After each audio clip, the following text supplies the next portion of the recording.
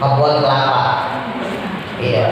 Jadi kebun kelapa bahasa Arabnya Hadiqatul Jauzil Hindi. Hadiqah itu kebun, Jauzil Hindi itu kelapa, kebun kelapa. Ya, namanya kebun. Ini kita saya bikin sendiri, saya tulis sendiri. Nah, ini kitab hadis tentang beberapa ilmu akidah dan akhlak ya. Makna iman dan Islam nanti kita bahas. Kekufuran, kekafiran seseorang, usuliyah dan fur'iyah, fadilah membaca surah Yasin, fadilah membaca surah Ar-Rahman, fadilah membaca surah Al-Muluk dan seterusnya. Jadi nanti kalau ada orang nanya mana dalilnya, nah, tinggal kasih nih, saya bawa kitab Pak Ustaz. Gitu. Iya. Nyoh mocon dewe. Dulu saya juga waktu di pondok rada bingung, ngapain pakai gini-ginian. Oh ternyata saya pahamin ya, itu ternyata memudahkan kita juga belajar Quran. Jadi makin sering kita lihat huruf Arab, itu makin gampang kita belajar huruf Arab ya, termasuk di dalamnya Quran tentunya. Jadi ini untuk membiasakan, lagi-lagi untuk membiasakan kita belajar Al-Quran. Ya. Baik, yang pertama ya, mana iman dan Islam. Rawahul Bukhari. Rawahu itu meriwayatkan akan hadis. Jadi hadis ini diriwayatkan oleh Al-Imam Al-Bukhari dalam kitab Sahihnya. Ilmu hadis ya, di dalamnya itu ada dua kitab yang diakui oleh ulama ya. Dulu pernah saya sampaikan. Sebetulnya kitab hadis banyak.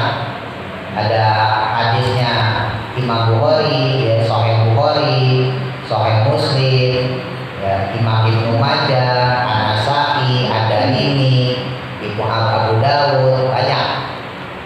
Tapi kalau hadisnya Imam Bukhari sama Imam Muslim, dua hadis ini, itu semua ulama sepakat. Jadi kalau hadis yang lain, misalnya riwayat Imam Tirmizi, itu bisa saja ulama beda pendapat. Tapi kalau sudah hadisnya Imam Bukhari, hadisnya Imam Muslim, itu ulama sepakat, nggak ada yang menolak. Jadi hadisnya disebut hadis sahih. Bahkan saking sepakatnya ulama, itu ulama menyatakan kalau andai kata ada kitab lain selain Al-Quran yang wajib diimani, yang wajib dipercaya, maka kitab tersebut adalah kitab hadis sahih Imam Bukhari dan Imam Muslim. Isinya cuma dikit, cuma 7 ribuan. Itu pun ada 2 ribuan yang isinya sama. Jadi kalau riwayat Imam Bukhari, riwayat Imam Muslim itu ulama semua sepakat. Nah di sini menerangkan tentang iman dan Islam. Dalam hadis riwayat Imam Bukhari pada hadis yang ke-48. An Abi Hurairah, dari sahabat Abu Hurairah. Qala, berkata beliau, kana adapun atau adalah siapa Nabi, kanjeng Nabi Muhammad sallallahu alaihi wasallam, itu barizan, muncul yauman, pada suatu hari. Nabi satu hari muncul, maksudnya datang menemui linnasi, kepada orang-orang. Suatu ketika Nabi berkumpul sama jamaah, sama sahabat ya. Lalu fa'atahu, datanglah kepada Nabi. Siapa yang datang? Jibril, malaikat Jibril alaihissalam.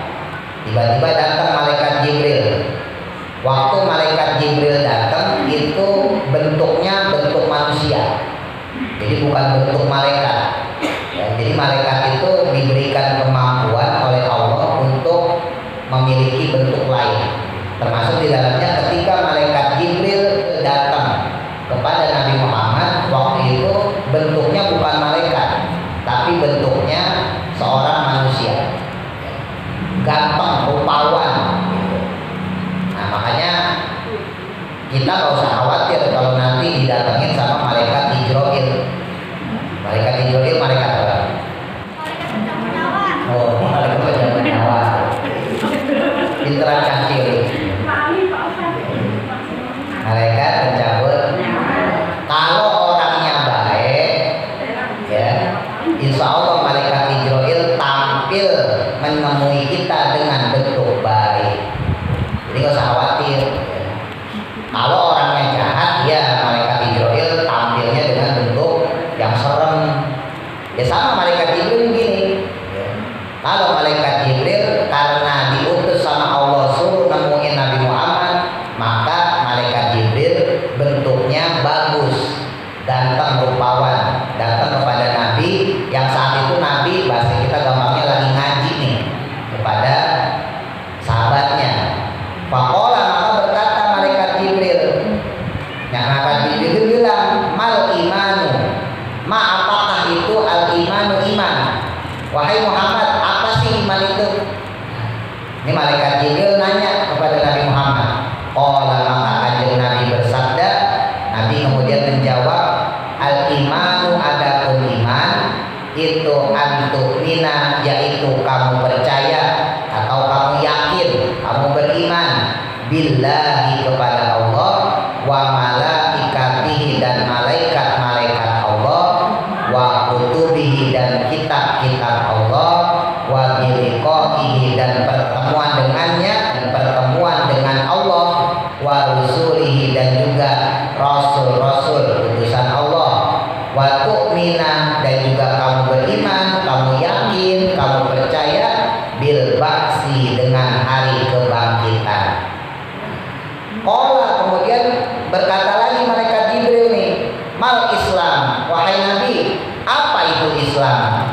Qala, maka berkata kanjeng Nabi Muhammad kemudian menjawab, al Islamu adapun Islam itu antak Buddha, yaitu kamu menyembah atau beribadah Allah kepada Allah Subhanahu wa taala, wala tusyrika dan tidak kamu menyekutukan bihi dengannya.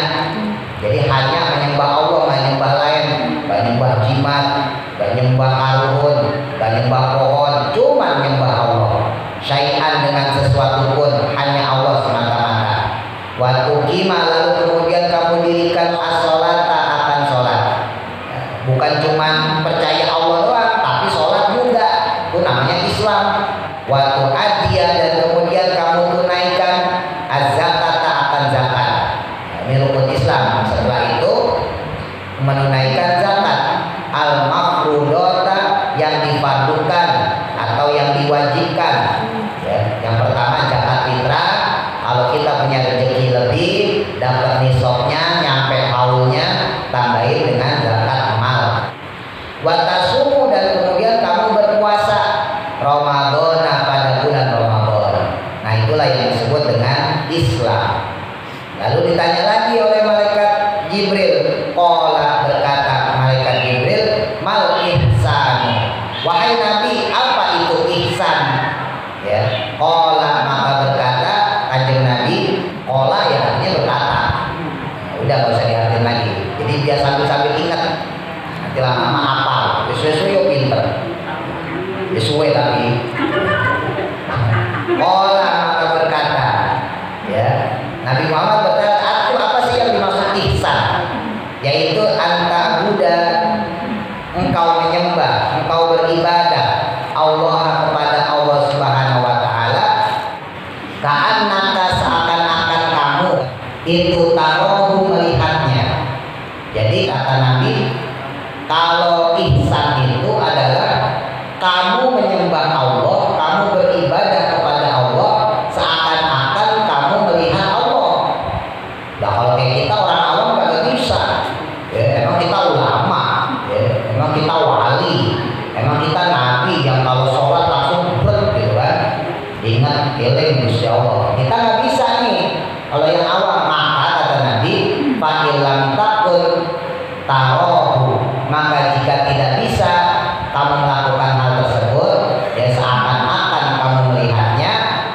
innahu maka sesungguhnya dia ilmunya Allah itu yaroka melihatmu.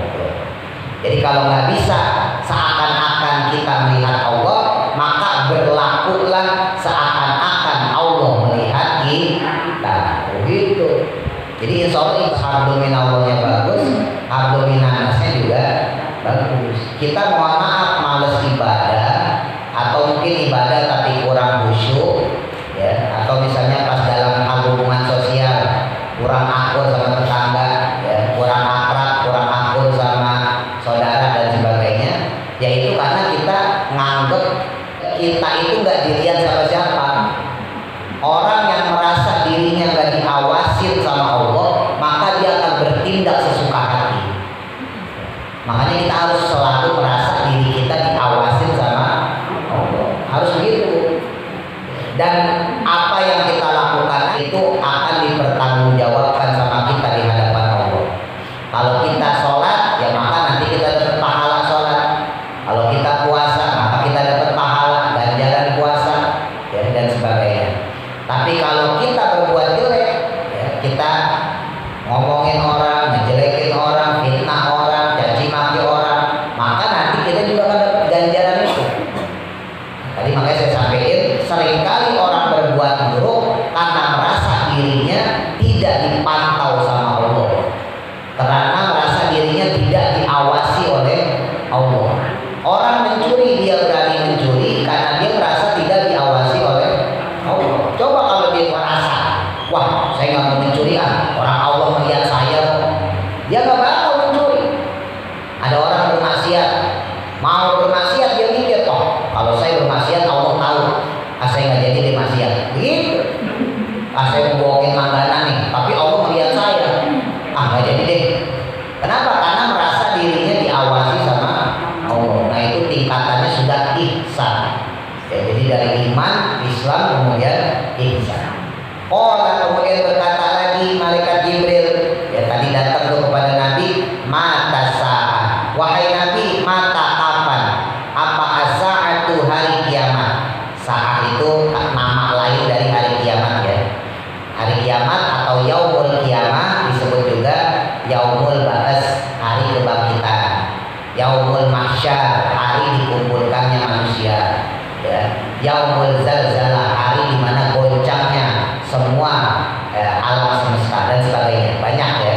Termasuk di dalamnya yaumus sa'ah, yaitu hari yang sebentar, disebut sa'ah, yaitu hari yang sebentar. Jadi kiamat itu cepat, walaupun prosesnya lama, ya. Wallahu a'lam seperti apa, cepat, seret, udah kiamat aja.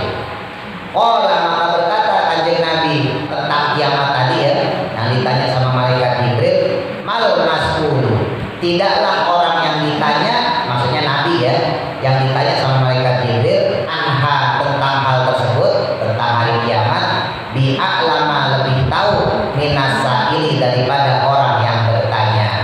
Jadi Nabi bilang, wah saya kurang tahu, dan pastinya saya nggak lebih tahu daripada kamu yang bertanya. Ya, nah, malaikat Jibril juga udah tahu, yang tahu cuma Allah.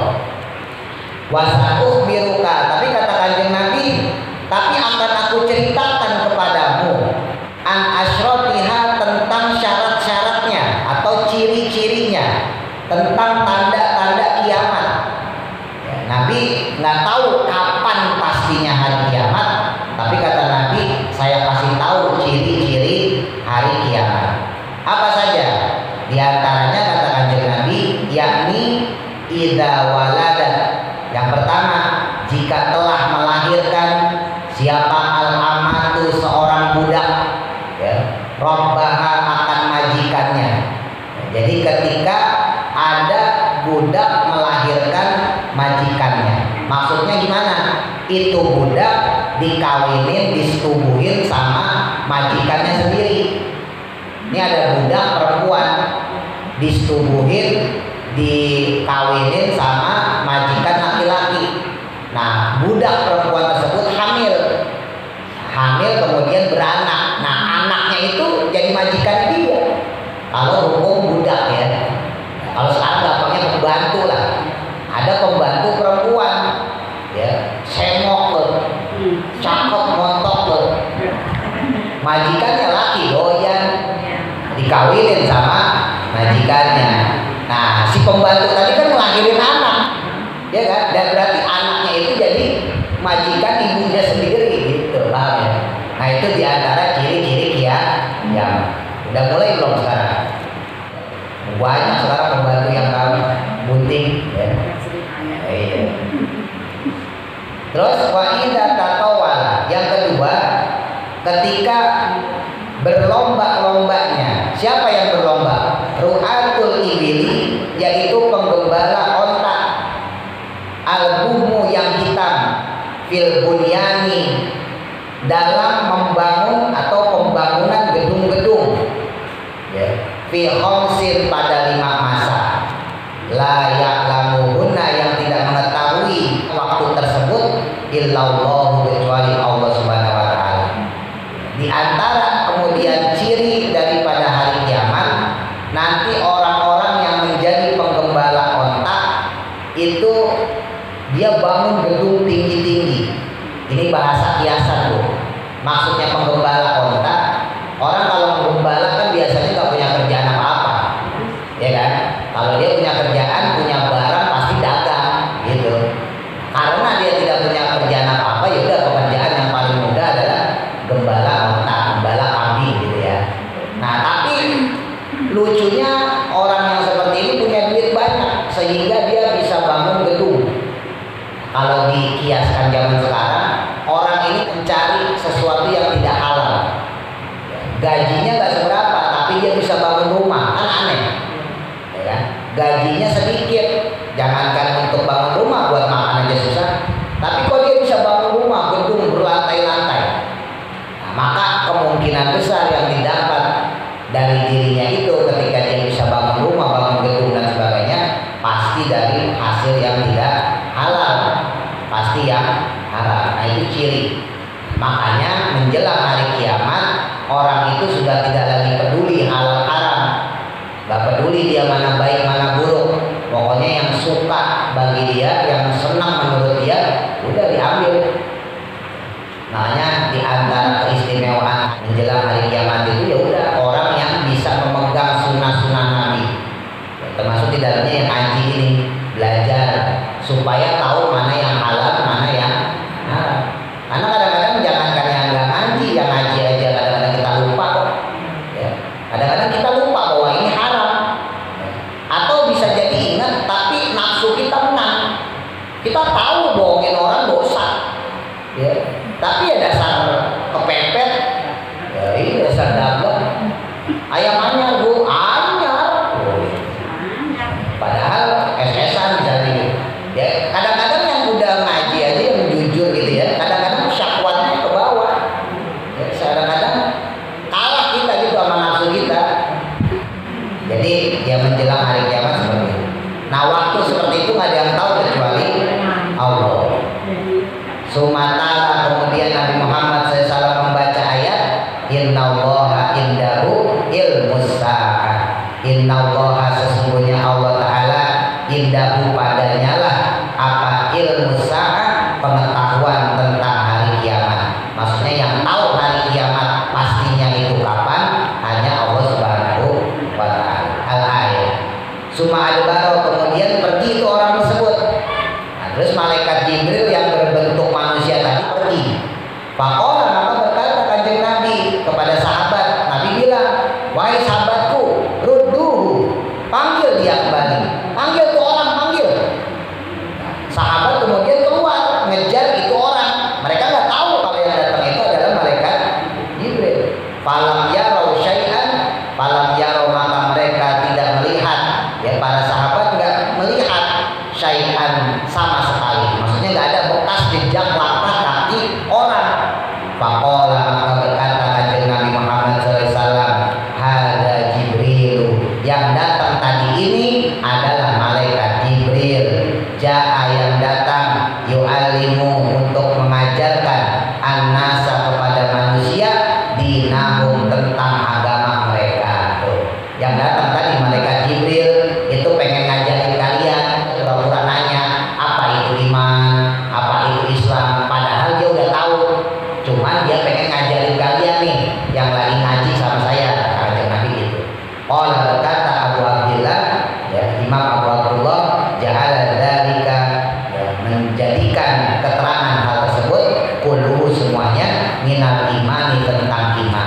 Jadi ulama sepakat kaitannya dengan iman, Islam, dan ihsan. Jadi kalau iman tadi disebutin ya rukun iman yang kita amalin tuh, ya percaya pada Allah, percaya kepada malaikat, kepada kitab-kitab, ya kepada nabi dan rasul, kepada hari kiamat, yang keenam kepada qada dan qadar. Itu harus hafal tuh orang rukun iman. Ya. Terus yang kedua tentang Islam. Tentang Islam syahadat yang pertama, yang kedua sholat, yang ketiga zakat, yang keempat puasa, yang kelima pergi haji jika mampu. Ya kalau tadi iman dan Islam. Nah yang selanjutnya yang ketiga tentang ihsan. Apa tuh ihsan? Tadi disebutin sama Nabi. Ihsan itu kamu ibadah, kamu melakukan satu amalan, ya ubudiyah segala macam, itu seakan-akan kamu melihat Allah. Jadi sebetulnya yang bagus itu ketika kita sholat itu Allahu Akbar, itu benar-benar kita melihat Allah. Kita masukin duit ke kotak amal, ya sedekah, zakat dan sebagainya, ngasih anak yatim dan seterusnya. Itu seakan-akan kita melihat Allah. Ya Allah, ini saya sedekah. Ya Allah, ini saya infak. Ya Allah, ini saya zakat. Tapi kan kita orang awam, ya kita kagak bisa kayak begitu. Ya, yang bisa kayak gitu siapa? Ya ulama, wali-wali. Ya, nabi, ya, itu jelas rasul. Kalau orang kayak kita, orang awam kayak kita nggak bisa. Ustaz juga nggak bisa. Nah, apalagi orang awam, apalagi ibu-ibu. Nah ini gimana? Ya udah, seakan-akan kita meyakini kita dilihat sama Allah. Kalau kita nggak bisa seakan-akan melihat Allah, maka berlakulah Allah itu senantiasa mengawasi kita. Tadi saya sampaikan, orang kalau merasa diawasi gak bakal sombong, gak bakal neko-neko, gak bakal aneh-aneh, gak bakal nyakitin orang, gak bakal ninggalin ibadah. Orang ninggalin ibadah, orang neko-neko karena merasa dirinya tidak ada yang ngawasin, merasa dirinya gak ada yang melarang. Wah saya gak sholat gak ada yang melarang saya. Wah saya jahat sama orang gak ada yang melarang saya. Iya, karena merasa dirinya tidak diawasi sama Allah. Bahkan kalau dalam ilmu hakikat, ilmu tasawuf bahaya orang yang punya prinsip kayak gitu. Kenapa bahaya? Karena langsung berkaitan sama akidah. Ketika orang merasa dirinya tidak diawasi sama Allah, lalu dia berbuat semaunya, berbuat seenaknya, ya seenak udah itu maka secara tidak langsung dia tidak menganggap Allah ada. Itu bahayanya itu. Secara ilmu tauhid ya, dibicara secara ilmu hakikat. Kalau dia menganggap Allah ada, seharusnya dia nggak bakal ninggalin sholat, karena dia merasa diawasi sama Allah. Begitu. Kalau dia nganggap Allah ada, pasti nggak mungkin dia nyakitin hati tetangganya. Kenapa? Karena dia merasa diawasi sama Allah. Begitu.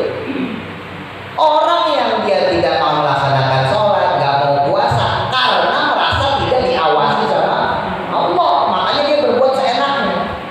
Orang yang nyusahin orang, ya nyusahin tetangga, nyakitin hati orang, nyakitin hati tetangga, itu karena merasa dirinya tidak diawasi sama Allah. Lah orang yang merasa tidak diawasi sama Allah, berarti kan seakan-akan menganggap Allah tidak ada. Iya kan? Padahal Allah itu wujud, wujud kita bangkok. Padahal Allah itu ada. Oh, itu bahayanya pas secara tauhid begitu. Makanya hukuman buat orang yang meninggalkan sholat itu besar, gede. Dosa meninggalkan sholat itu ada 70 macam. Dosanya, siksaannya itu ada 70 macam. Dan yang paling ringan, ini paling ringan ya, seakan-akan dia menzinai orang tuanya sendiri di hari Jumat di depan Ka'bah. Itu ada 70 dosa orang yang meninggalkan sholat. Yang paling ringan, yang nomor 1, itu dosa orang meninggalkan sholat seakan-akan dia itu menzinai orang tuanya sendiri ya, di hari Jumat di depan Ka'bah. Bayangin dosanya semana coba. Itu baru 1, yang sisanya gimana? Orang ada 70. Kenapa? Ya itu tadi, karena ketika orang meninggalkan sholat, orang tidak mau puasa, dia nyakitin orang, zolimin orang, hingga akur sama saudara dan sebagainya, berarti secara tidak langsung dia tidak merasa dirinya diawasi Allah. Itu bahaya.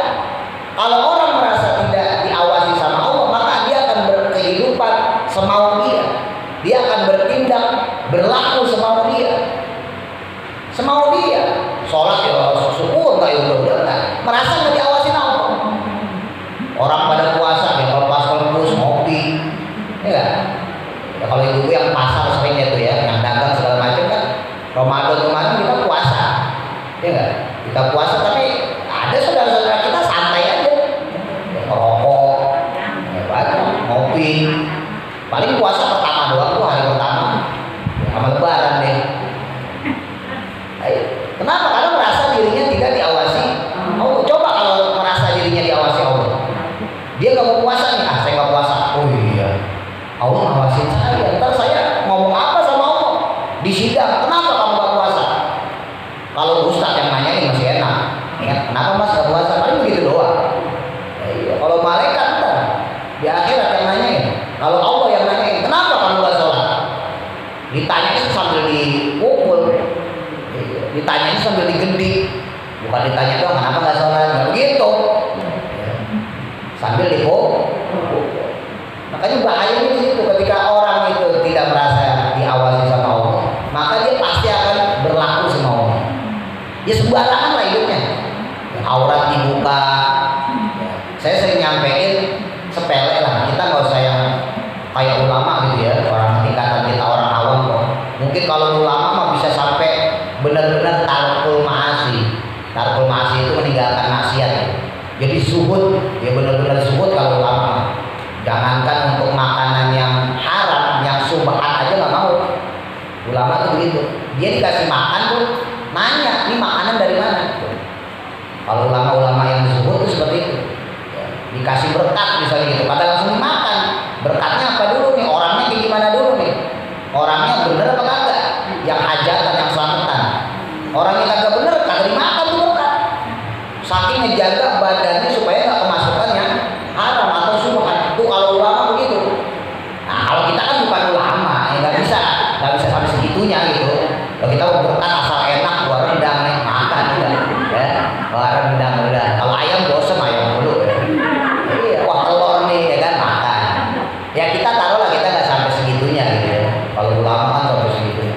Ya setidaknya minimal keseharian kita nih. Kalau kita nggak sampai segitu detailnya kayak ulama, setidaknya keseharian kita nih merasalah diri kita diawasi sama Allah. Merasa loh. Ya, dari kita melek mata bahasa kasarnya sampai kita tidur lagi. Ya, merasalah bahwa kita itu selalu diawasi sama mau tidur ya Allah, ini saya mau tidur nih, merasa diawasi sama Allah. Kita nggak bisa lihat Allah, bukan derajat kita, bukan makom kita, bukan tingkatan kita, tapi merasalah kita dilihat sama Allah. Ya Allah, ini saya izin kepada Engkau, saya mau istirahat, badan saya pengen istirahat, mata saya istirahat. Ya Allah, izinkan saya besok bisa kembali, ya, bisa hidup lagi, bisa narik nafas lagi, bisa dagang lagi, bisa kerja lagi, bisa nyari duit lagi, bisa ngurus anak cucu lagi gitu. Minta izin, nggak langsung buk. Ya. Ya, minta izin dulu sama Allah. Itu berarti merasa dirinya diawasi sama Allah. Ya benar kan? Kalau orang masuk itu gimana? Kan berarti merasa dirinya kagak diawasi sama Allah. Ya nggak apa-apa sih langsung itu nggak apa-apa. Cuma itu tadi berarti dia udah merasa dirinya diawasi sama Allah, nggak merasa dirinya itu dihidupin lagi sama Allah. Ya minimal baca doa lah. Bismika Allahumma ahya wa bismika. Bismika ya Allah, dengan menyebut namamu ahya aku hidup, wa bismika, dan dengan menyebut namamu amutu aku mati. Ya begitu terus bangun tidur. Ya Allah, alhamdulillah Engkau bangunin saya ya Allah. Saya bisa ngeteh, saya bisa ngopi, saya bisa nyemil makan gorengan. Wah makan tempe enak emen. Nah itu dari siapa itu kalau bukan dari Allah? Ya itu berarti merasa diawasi sama ya Allah. Enak banget ya Allah, saya mau berangkat pasar, mudah-mudahan selamat, jangan sampai ada musibah, jauhkan saya dari bahaya. Itu merasa diawasi sama Allah. Sampai di pasar, sampai di dagangan, kalau yang dagang ketemu langganan, ya ngasih barangnya dan sebagainya. Ya Allah, ini saya nggak berani bohong. Ya Allah, saya nggak berani nih saya nipu dia, karena Engkau mengawasi saya ya Allah. Tuh, nggak berani dia nipu, karena merasa diawasi sama Allah. Pulang ke rumah juga begitu, naruh motor nggak sembarangan. Kenapa? Merasa diawasi sama Allah. Tapi kalau naruh motor bagus, orang lewat susah, ya kan? Orang mau jalan susah, motornya ngalangin. Ya kan? Berarti merasa dirinya kagak diawasi sama Allah. Berangkat ke musola aja, aja zuhur atau sholat di rumah, Allahu Akbar, merasa dirinya diawasi Allah. Ya Allah, kalau saya nggak sholat, maka Engkau akan menghukum saya. Saya sholat, Allahu Akbar. Sholat asar, sholat maghrib, sholat isya, terus sampai dia tidur lagi, selalu merasa dirinya diawasi sama Allah.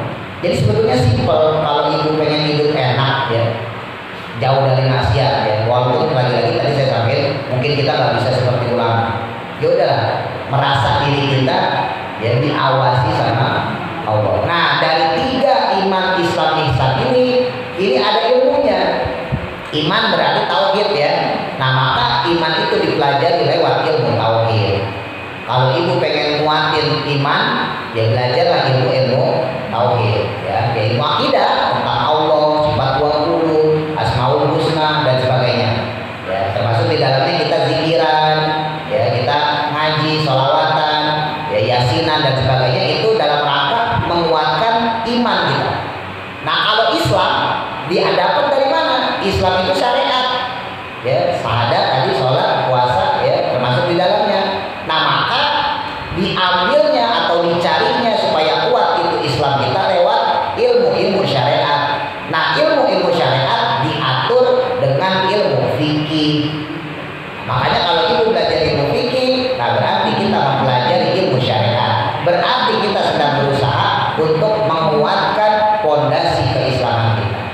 Nah, kalau ihsan berarti ini lebih kepada akhlak. Karena seakan-akan merasa bahwa diri kita diawasi Allah. Maka ilmu yang kita cari adalah ilmu akhlak. Ya, kalau dalam akidah kita Ahlussunnah wal Jamaah disebutnya ilmu tasawuf. Bagaimana kita berakhlak sama Allah, bagaimana kita berakhlak kepada tetangga kita, bagaimana kita beradab kepada saudara kita dan sebagainya, itu namanya ilmu akhlak, atau dalam bahasa Ahlussunnah wal Jamaah disebutnya ilmu tasawuf. Jadi ada 3 ilmu setidaknya yang harus kita ketahui secara dasar. 1, ilmu tauhid ya, yang berkaitan dengan keimanan atau akidah akhlak. Yang kedua, ilmu fikih yang berkaitan dengan syariat, dalam hal ini keislaman. Dan yang ketiga adalah ilmu tasawuf, dalam hal ini adalah kita mempelajari